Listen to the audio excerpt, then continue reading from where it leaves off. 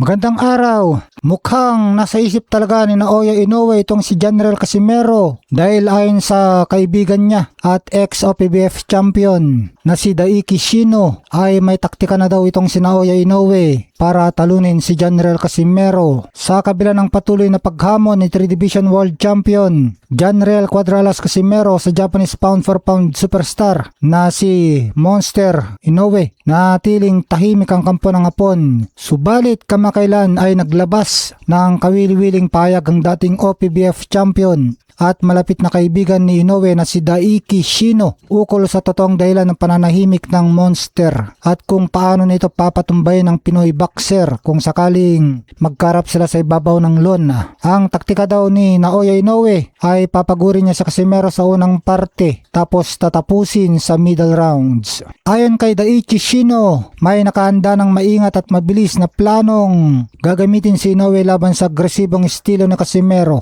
Magiging defensive opening daw ang gagawin ni Inoue at aksayahin ang lakas ni Casimero. Sa mga unang round, magiging maingat at defensive fighter muna si Inoue. Hahayaan niyang umatake sa Casimero upang gumasta ito ng napakaraming lakas sa mga sumasablay na suntok. Tapos pitik-pitik na jabs ang gagawin ni Inoue. Gagamitin ni Inoue ang kanyang mabilis na jabs upang istorbohin at sirain ang ritmo o timing ng mga atake ni Casimero. Tapos sinanak out daw sa middle rounds. Kapag naramdaman na ni Inoue na nadidismaya at napapagod na ang Pinoy boxer dahil sa hindi makatama ng malinis, doon na magpapakawalang Hapon ng matitinding kombinasyon. Ang tansya ng kanyang kampo hindi aabot sa huling parte ng laban. Ang tunggalian at posibleng matapos na ito sa middle rounds. Halimbawa ay sa round 6 via knockout. Nagsabi naman si Naoya Inoue kung bakit hindi pa pinapatulan ang hamon ni Casimero. Dahil marami ang nagtataka kung bakit ayaw pansinin ni Inoue si Casimero kahit pumuputok ang balita tungkol sa kanilang posibleng laban. Pati sa mga international boxing outlets katulad ng The Ring Magazine. Paliwanag ni Daichi Shino na naniniwala si Inoue na wala siyang kailangang patunayan pa kay Casimero dahil marami na siyang tinalo mga world champions at kanyang mga mandatory challenger ay tinalo na rin niya at kinalaban. Kaya sa pananaw ng kampo ng Hapon, hindi kahanay ng antas ni Inoue si Casimero lalo't nakaranas ang huli ng mga pagkatalo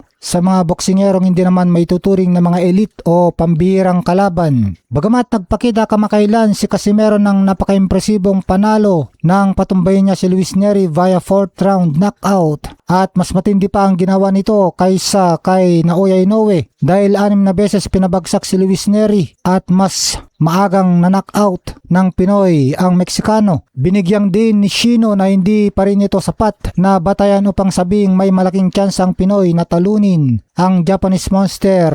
Pero tingin natin ang mahalaga, pumasok na si Casimero sa isip ni Inoue. Sa kabila ng lahat, ang pinakamahalagang anggulo rito ay ang katotohanang pumasok na si Casimero sa isipan ni Inoue. Ang pagkakaroon ng malinaw at detalyadong taktika ng kanyang kampo laban kay Casimero ay patunay na sumasagi at pinag-iisipan na rin ni Inoue ang posibilidad na makalaban ng Pinoy fighter. Dahil dito malaki ang paniniwala ng mga boxing analysts na kapag nag-alok na ng malaking guaranteed purse ang kilalang Saudi promoter na si Turki Al-Sheikh, siguradong hindi na ito tatanggihan pa ni Inoue. May nakahanda na siyang solusyon para sa estilo na Casimero kaya't ang kailangan na lamang ay ang tamang presyo at oportunidad upang tuluyan ng magkasubukan ang dalawa sa ibabaw ng lona. Magandang araw. Naoya Inoue, malaki ang posibilidad na labanan si Casimero sa Disyembre. Dahil natalo ni Kyonosuke sa Casimero ay lumaki ang kumpiyansa nitong si Inoue na talunin niya itong si Casimero. Kaya mukhang maganda rin na natalo itong si General Cuadralas Casimero kay Kyonosuke Kameda dahil tila lumakas ang loob at pumayag na si Naoya Monster Inoue na harapin ang Pinoy boxer ngayong Disyembre sa Saudi Arabia.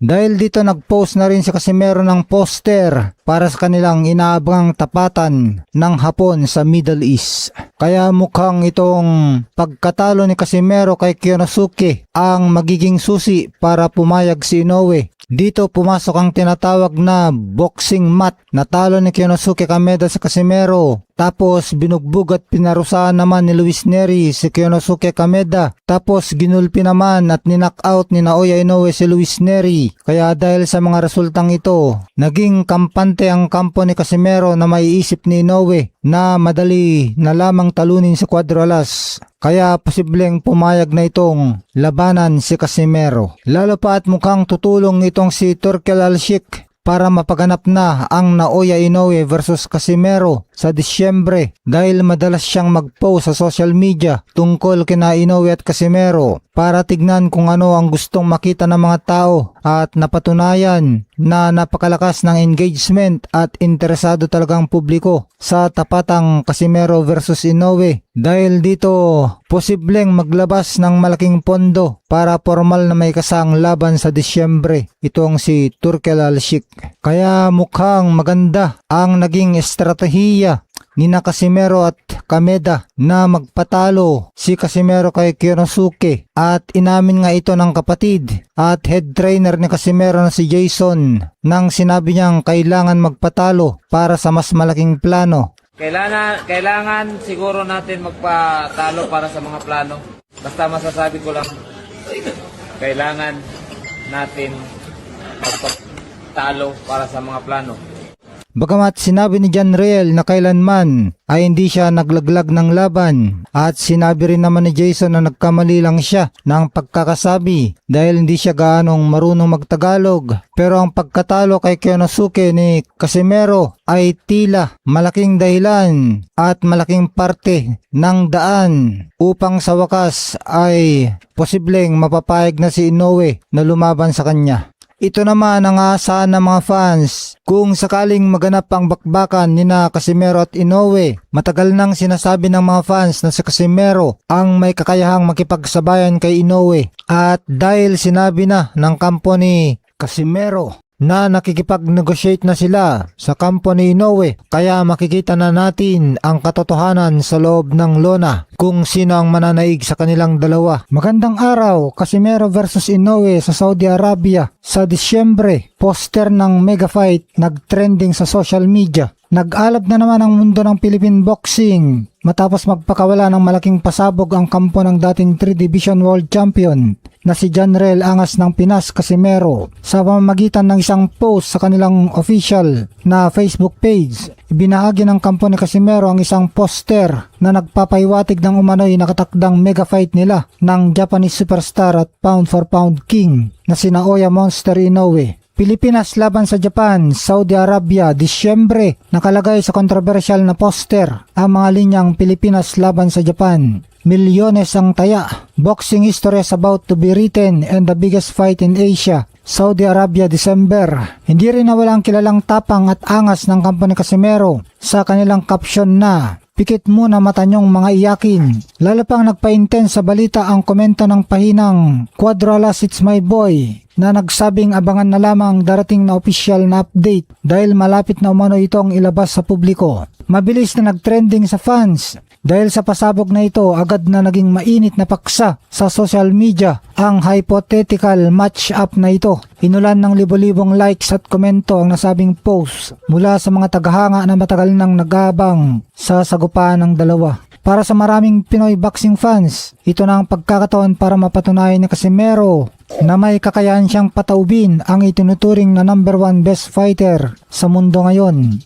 Tahimik pa rin ang kampo ni Inoue, bagamat nagbunya ang mga supporters ni Casimero. Nananatili namang tahimik at walang anumang kumpirmasyon ang kampo ni Naoya Inoue ukol sa usapin. Walang opisyal na payag mula sa top rank o sa promoters ni Inoue kung totoong may negosasyon o kasunduan ng nangyari para sa naturang laban. Sa ngayon, nananatiling nakaabang ang buong sports community kung magiging katotohanan bang pangarap na laban ito o mananatiling panunukso lamang sa social media. Magandang araw, Casimero versus Inoue. Milyones na ang taya sa Saudi Arabia. Nito lamang ay nag-ingay na naman sa social media ang dating 3 Division World Champion na si John Riel Cuadro Alas Casimero matapos mag-post ng isang kapansin-pansin na poster sa kanyang official na Facebook page. Sa nasabing poster na nagtatampok sa tapatan nila ng Japanese superstar na si Naoya the Monster Inoue, nakasaad ang mga katagang "The biggest fight in Asia" na nakatakda di umano sa Disyembre 2026 sa Saudi Arabia.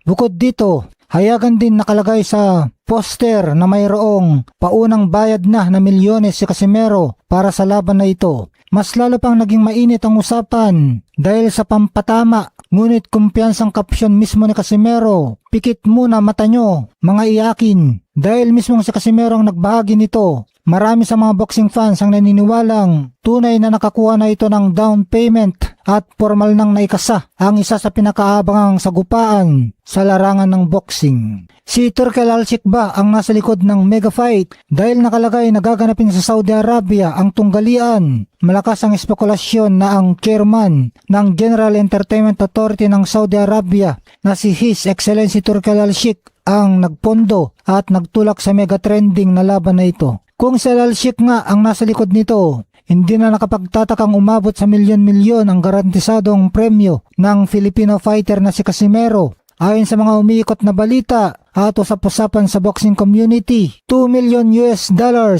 o 120 million pesos. Ito ang tinatayang minimum guaranteed purse na posibleng makuha ni Casimero sa pakikipagharap kay Inoue sa Saudi Arabia.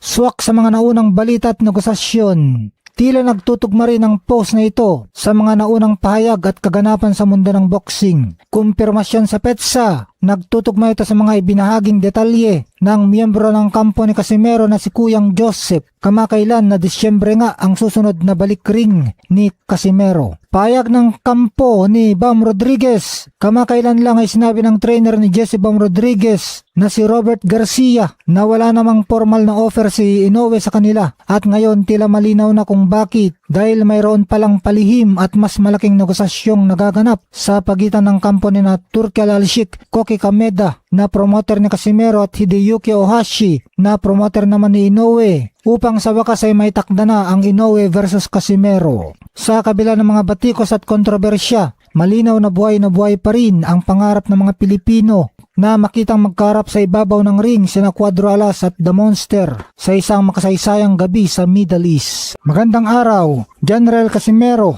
Nakatanggap na ng milyong-milyong guaranteed purse para sa inaasang bakbakan laban kay Naoya Inoue.